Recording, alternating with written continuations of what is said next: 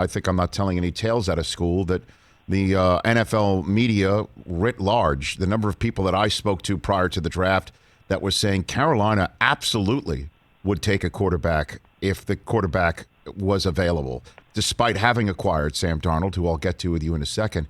You had Justin Fields and also Mac Jones on the board. Were they not ranked high enough? Walk me through why you didn't actually go in that direction. No, I love those guys, and I think that they're going to be great NFL players. I just think for us, when we got Sam, and again, no one, he's 23 years old, just turned 24.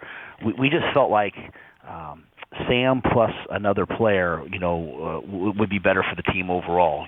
Bill Parcells once said, one player can't do it alone, and so we're just trying to build the whole team. And I just believe in Sam. I believe that he deserves the opportunity to go out and play with us. And I think those other young quarterbacks are going to be fantastic players. But the hit rate on first round quarterbacks isn't real high. And to have a chance to get J.C. Horn and have Sam Darnold, we just kind of felt like, hey, this is 2 for 1. Now we just have to make sure Sam's a great player for us. Well, I mean, Coach Matt Rhule of Carolina Panthers here on the Rich Eisen Show. I think I've said this to you before, and if not, you may already know it. As a Jet fan who was, at the time also hoping maybe you would get hired there a couple of years ago, hearing the words deserve the opportunity and associated with Sam Darnold, like, huzzah for that. Like, yes, he deserves it. He deserves the opportunity. And the conversation about him not being properly evaluated because of the circumstances surrounding him in New York for the first 3 years, I lost track of the number of times I hear that. How did you evaluate him? How were you able to evaluate him by saying, let's go get him as an organization? How were you able to do that? Yeah, this all happened kind of in a weird way. We were sitting there one day on defense, and I can't remember what we were watching. We were watching a cut up, and Sam was playing on the other side of the ball, and a couple times he made some throws.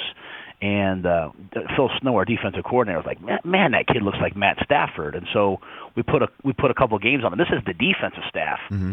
And they were all like, you know what? Every game we watch, he makes a couple of big-time plays, and there has to be some meat on the bone there. And so I kind of went through the process and kept watching him and going back and watching him in college and watching his pro day, and then going back and watching his first year in a different offense and the second year and his third year. And, when the compensation was enough where, we didn't have to give up what we thought was too much, that would hurt our team, and a chance to get him here, we had watched so much tape on him that we saw enough shining moments.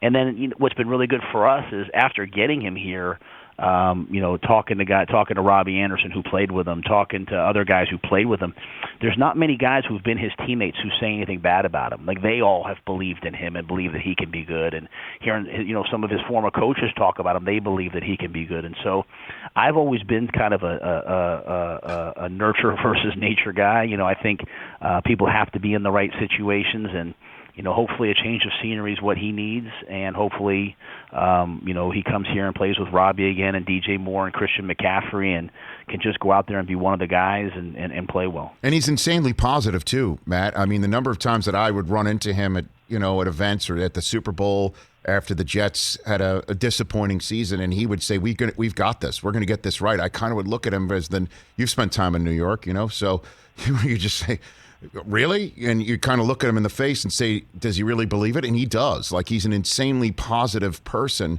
on top of it. How much from your experience while you were maybe kicking the tires in the Jets and vice versa a couple of years ago when you went back to Baylor, did you utilize any of that conversations that Sam, I imagine you were connected with him in that process, that you were able to lean on that as you acquired him this time around? Yeah, when the Jets folks, first class folks, when they came to Waco to interview me, one of the first things they did was pull out an iPad and had me, FaceTime or Skype or whatever it was with right. Sam. And this is after his first year, and he had a pretty good first year, and we're talking. And the thing that always hit me was, he didn't want to know who the offensive coordinator was. He didn't want to know what kind of offense we were going to run. He didn't care who the quarterback coach was. He was asking me about the culture of the team, about the way things would be run. He was interested in in discipline and accountability. And to me, when your best players, when your starting quarterback, when when your tailback, when your starting linebacker, when your best players are yearning and believe in discipline, accountability, process, all those different things, you have a chance. And that always stayed with me. And, that one didn't work out. But, coming into this, I knew without having a chance to talk to him, I knew that he believes in the same things that I believe in, that it's not just talent. It's talent that is all pulling in the same direction. And so that interaction with him made me feel better when we made the trade. Hey, you watched all the way to the end. Thanks for that. Watch more right here.